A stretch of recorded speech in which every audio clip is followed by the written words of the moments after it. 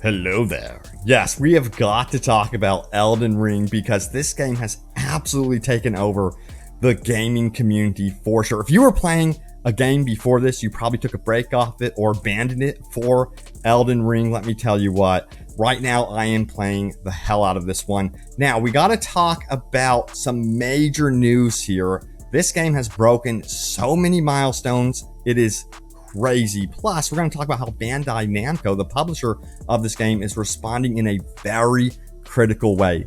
We actually have good news in the gaming industry. I want to see more of this for sure. But let's go straight to the headline, shall we? It says right here, Elden Ring is the biggest non-FIFA or Call of Duty launch since Red Dead Redemption 2. This is according to the UK digital charts. It says bigger than Assassin's Creed Valhalla, bigger than Cyberpunk 2077. Now, these are only United Kingdom numbers, but they're saying that it's going to be very similar in the United States. So this is what to expect also from the United States as well.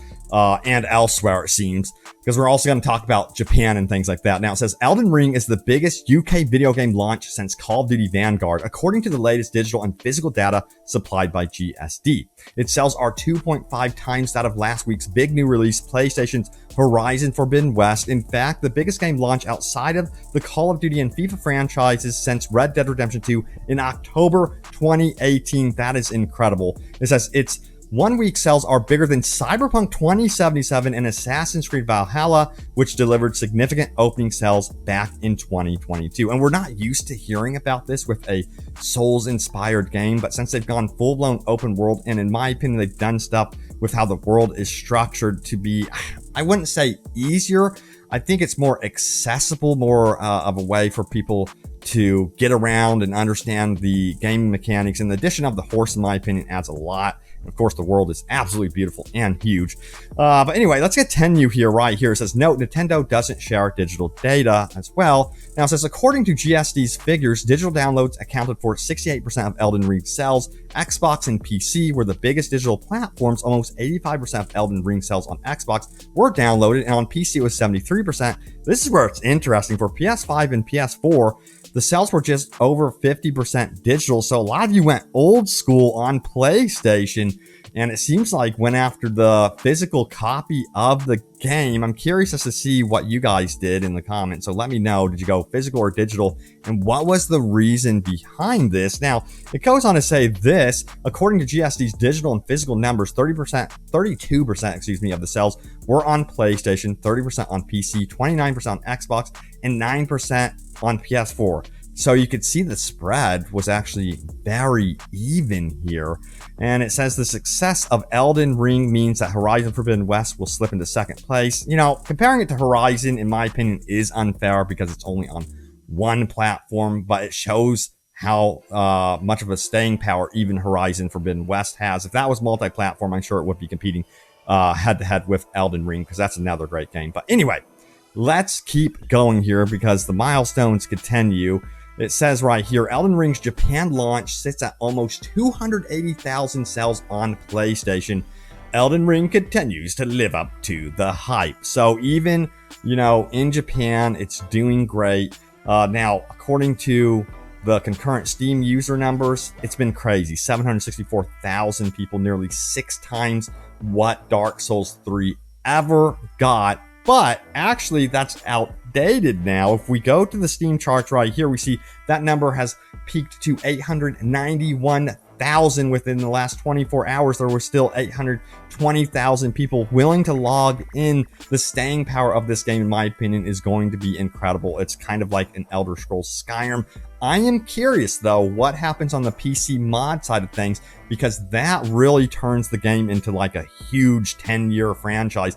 And then we also have to consider what we could be seeing for DLC with Elden Ring as well. And it seems like with From Software's history, we would be seeing DLC for this game. They have always really done major DLC expansions for their Souls, Bloodborne games as well. Now, it goes on to say this, Elden Ring has huge Steam success despite anger over stuttering on PC. So you got to remember that the Steam numbers are still so big despite the performance issues on PC. And of course, there have been fixes and things like that to address that, especially on the mod side of things.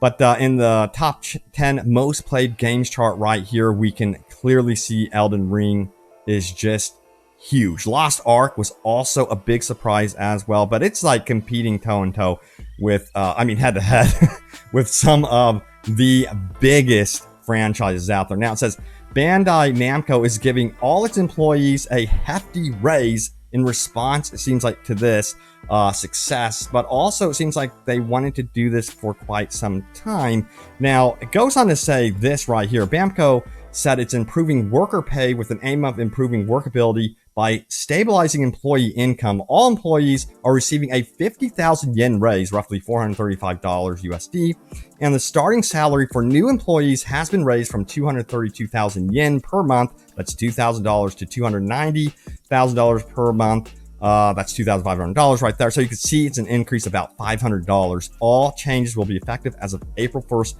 2022. This is what I'm talking about. I love to see this news. Now, it goes on to say this. Additionally, Bandai Namco is also looking to change how the company works on top of improving employee pay. In order to increase employee autonomy and creativity, we have introduced activity-based working that allows you to choose the time and place to work according to your purpose, and opportunity to input entertainment for young employees. Now, this is all translated as mentioned right here. So what does this mean? It says, although Google translation might not be perfect, it sounds like Bandai Namco is implementing flexible work hours and work from home to all employees. That last part is probably a reference to improving work-life balance, although no details were provided in the press release. So a lot of endeavors here. Now, also, this is very interesting. We're talking about stuff that's going to be happening in the next 5 to 10 years regarding, franchises like Elden Ring and anything underneath Bandai Namco, From Software, that sort of thing, because there's some new endeavors happening right here. It says, finally, Bandai Namco's statement ends with a new Connect with Fans medium-term goal that will coincide with the coming pay raises. Connect with Fans is described as a new mechanism aiming to connect with fans all over the world, centering on IP, which of course intellectual property such as characters, which sounds a lot like cosplay and fan art, but you have to also consider this right here. Or it might be a reference to Bandai Namco's recent investment into the metaverse. The Japanese publisher announced last month it will spend up to $130 million to create an IP metaverse, which will help fans connect in virtual spaces. Details of that plan were also not disclosed, but at least it sounded like something similar, some sort of similar announcement put forth by other major game publishers. And that could actually be really, really cool to have a metaverse with all the From Software type characters, and you can interact and kind of celebrate what you love from Software and of course Bandai Namco in one place. So I think that's going to be maybe their goal with that one. We'll have to wait and see for sure. Now we got to talk about one of the most annoying aspects in Elden Ring right here. I found this Reddit post right here. It's coming from Vaylock, who says this: stop putting your messages on or beside interactable objects. This includes levers, doors, grace points, etc. It's annoying, and I will disparage every message that pops up when I'm just trying to click on the damn thing to carry on with what I'm doing. It's not funny. It does not help. If I want to check what people have said about an area, I'd click a nearby message and appraise it if it's right on the freaking lever or grace point or slowing down a farm. So yeah, my personal opinion on this one is the community is going to always troll, in my opinion. They're going to absolutely do that. And I think there needs to be a brand new patch released from Software to address this issue. Have like a little safe area around levers where you cannot place messages or something like that, because I have always found that around levers where people are absolutely trolling and putting their message right on a lever. And I'm in a situation where I have got to get out of there, and I can't. It keeps bouncing back and forth between the message and the lever. So I really hope that they do patch this for sure. But anyway, in the meantime, I'm having an absolute blast in Elden Ring. It is near perfection. Let me know what you would rate this game, by the way. I've seen perfect scores all over the place. I've heard, so many opinions like, this is not a perfect game. It's far from it. I'm sick of hearing that's a perfect game.